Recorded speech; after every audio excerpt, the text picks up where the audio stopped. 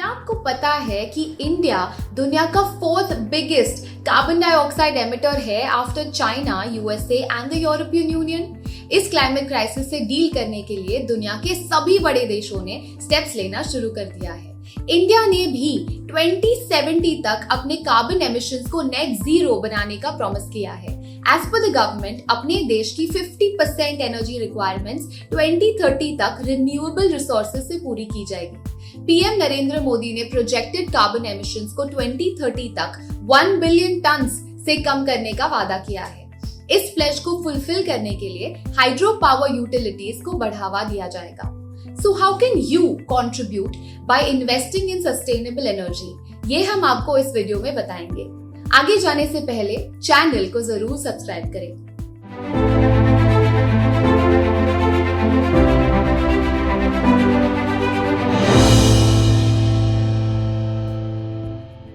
Hydro power या hydro electric power होता क्या है? हाइड्रो पावर एक रिन्यूएबल एनर्जी सोर्स है जो पानी का यूज करके इलेक्ट्रिसिटी जनरेशन करता है। इस प्रोसेस में पानी कंज्यूम नहीं होता, सिर्फ पानी का पावर या फोर्स कंज्यूम होता है। How different segments in hydropower and renewable energy sources are gaining momentum. आगे चलते क्लीन एनर्जी इकोनॉमी का बड़ा ग्रोथ ड्राइवर होगा और क्लीन एनर्जी एक सनराइज सेक्टर भी है। जैसे कि मुकेश अंबानी ने रिसेंटली कहा था कि India will be a 40 trillion economy in another 25 years and growth will come from clean energy and digital verticals. यहाँ हम देख सकते हैं कि कैसे 2020 से लेकर अब तक सेगमेंट वाइज एनर्जी जनरेशन की बढ़ोतरी हुई है। इन सेगमेंट्स की इंस्टॉल्ड कैपेसिटी देखें तो थर्मल एनर्जी की क्लियर लीडरशिप है।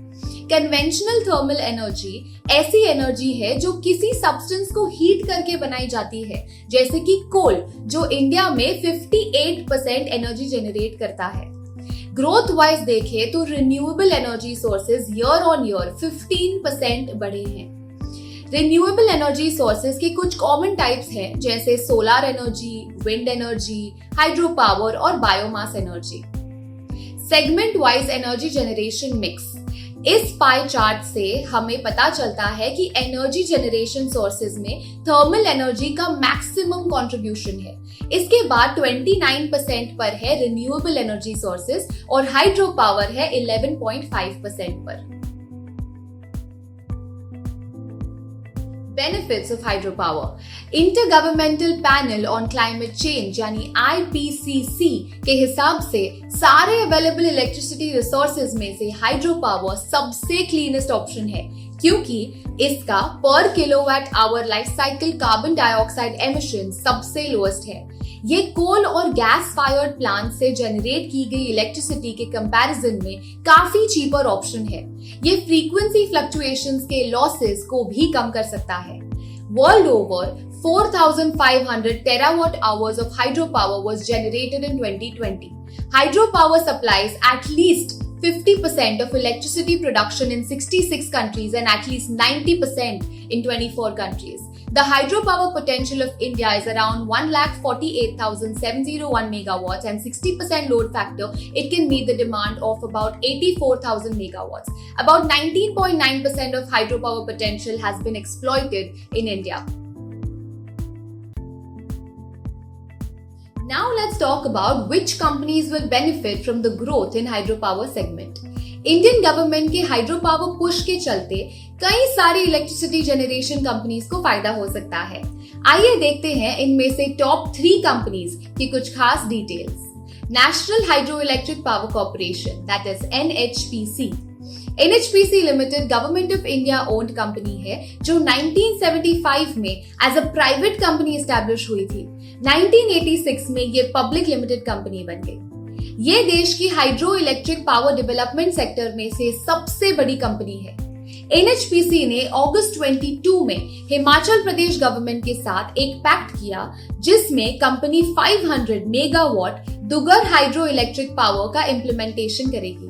फरवरी 2022 में NHPC ने एक नई कंपनी एस्टैब्लिश की, NHPC रिन्यूएबल एनर्जी लिमिटेड के नाम से। ये इसीलिए क्योंकि अब NHPC अपने क्लीन एनर्जी बिजनेस पर ज्यादा फोकस करना चाहती है। Financials of NHPC। NHPC का stand alone half yearly net profit 12% jump हुआ है on a year on year basis. Analysis, company का net margin year on year rise हुआ है फ्रॉम 36.9% टू 41.1%। कंपनी ने 2022 में प्रॉफिट ग्रोथ भी अचीव किया है जो 2021 में नेगेटिव था। कंपनी का 3-year CAGR that is compounded annual growth rate 21.2% है। NHPC का कैपेक्स भी इंक्रीज हुआ है due to increase hydro power projects. इस ग्राफ से हम देख सकते हैं कि कैसे 2018 से लेकर अब तक NHPC का कैपिटल एक्सपेंडिचर बढ़ा है। 2022 टू 2023 के फाइनेंशियल ईयर में कंपनी का प्रोजेक्टेड कैपेक्स 5,862 करोड़ है जो कि 2018 के कंपैरिजन में दुगना होगा। ये ग्रोथ इसीलिए हो रहा है क्योंकि सियांग सुबनसिरी बेसिन्स के बहुत सारे significant hydro electric projects NHPC को अलॉट हुए हैं और NHPC इन प्रोजेक्ट्स को मोस्टली स्टैंड अलोन बेसिस पर डेवलप करेगी। National thermal power corporation limited NTPC। NHPC की तरह NTPC भी एक इंडियन पब्लिक सेक्टर कंपनी है जो इलेक्ट्रिसिटी जनरेशन के बिजनेस में इन्वॉल्व है। NTPC के हाइड्रो पावर इनिशिएटिव्स हैं। NTPC अब ग्रीनर एनर्जी सोर्सेज जैसे हाइड्रो, सोलार ऐसे सॉल्यूशंस अडॉप्ट कर रही है। अपनी हाइड्रो पावर फोकस के चलते NTPC ने 2020 में ₹11,500 करोड़ देकर hydro power firms THDC India limited and north eastern electric power corporation limited को अक्वायर किया। NTPC साल 2032 तक एक 130 गीगावाट कैपेसिटी एनर्जी कंपनी बनना चाहती है। इसमें से 65% capacity coal based power generation के लिए होगी और बाकी 35% हाइड्रो जैसे ऑल्टरनेटिव्स के लिए रखी जाएगी। एनालिसिस, NTPC का half yearly stand alone net profit 8.9% jump हुआ है on a year on year basis. Company ने 2020 में प्रीवियस ईयर से ज्यादा return on capital employed generate किया है। कंपनी का नेट सेल्स ग्रोथ 2020 में नेगेटिव 0.8% से बढ़कर 2022 में 18.3% पहुंच गया है। कंपनी का 3-year CAGR यानी कंपाउंडेड एनुअल ग्रोथ रेट 12.4% है। Satluj Jal Vidyut Nigam that is SJVN। SJVN is also a government of India company। ये company hydro electric power generate करती है और बेचती है। इसके अलावा company hydro electric power projects को डिजाइन, एग्जामिन, डेवलप और मेंटेन करने का भी काम करती है।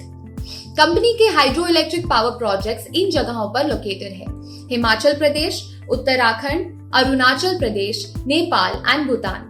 SJVN का प्लान है कि अपनी पावर जनरेशन कैपेसिटी को FY 2024 तक 5 गीगावाट पहुंचा दे जो कि फिलहाल 2.1 गीगावाट है। इसके लिए कंपनी ह्यूज कैपिटल एक्सपेंडिचर करेगी जो करंट लेवल से डबल होगा। एनालिसिस, SJVN का हाफ ईयरली नेट प्रॉफिट 30% से जंप हुआ है on a year on year basis, लेकिन कंपनी का ROCE return on capital employed has come down to 8.2% compare to last year. Why NHPC, NTPC and SJVN? NTPC, NHPC and SJVN ये तीन companies hydro power top picks हैं क्योंकि currently जो regulated business से green energy business में transformation चल रहा है, इनमें ये तीन कंपनीज का काम सबसे आगे है। ये तीनों कंपनीज अपने करंट कैपेसिटी लेवल्स को नेक्स्ट 3 to 5 इयर्स में एक्सपैंड करने के लिए पूरी तरह तैयार लग रही हैं। ये साफ जाहिर होता है इनके लॉन्ग टर्म अर्निंग से। How India plans to promote hydro power? Carbon emissions कम करने के लिए इंडियन गवर्नमेंट ने ये हाइड्रो पावर इनिशिएटिव्स लिए हैं। Hydro power projects over 25 megawatts को रिन्यूएबल एनर्जी सोर्स डिक्लेयर किया जाएगा। हाइड्रो पावर टैरिफ को कम करने के लिए टैरिफ रैशनलाइजेशन मेजर्स इंट्रोड्यूस किए जाएंगे। फ्लड मॉडरेशन और हाइड्रो इलेक्ट्रिक प्रोजेक्ट्स स्टोरेज के लिए बजट एलोकेट किया जाएगा। इंफ्रास्ट्रक्चर जैसे रोड्स, ब्रिजेस के लिए भी बजट एलोकेट किया जाएगा। इससे हाइड्रो पावर प्रोजेक्ट्स के आसपास के विलेजेस और टाउन्स को बेटर इंफ्रास्ट्रक्चर का बेनिफिट मिलेगा और कंपनीज को हाइड्रो प्लांट्स तक पहुंचने के लिए बेटर कनेक्टिविटी मिलेगी। देश के कोई भी रिन्यूएबल एनर्जी पावर प्लांट्स को अपने पावर के साथ थर्मल या हाइड्रो पावर को बंडल करने की अनुमति दी जाएगी। 7 पैसे पर किलोवाट आवर की लिमिट हटाकर पावर जनरेटर और बेनिफिशियरी के बीच में 50-50 रेशियो में गेन्स डिवाइड किए जाएंगे। ये था हमारा डिटेल्ड एनालिसिस पावर सेक्टर और स्टॉक्स पे। तो क्या आप सस्टेनेबल एनर्जी में इन्वेस्ट करने का सोच रहे हैं? नीचे कमेंट करें और लाइक और शेयर करना ना भूलें।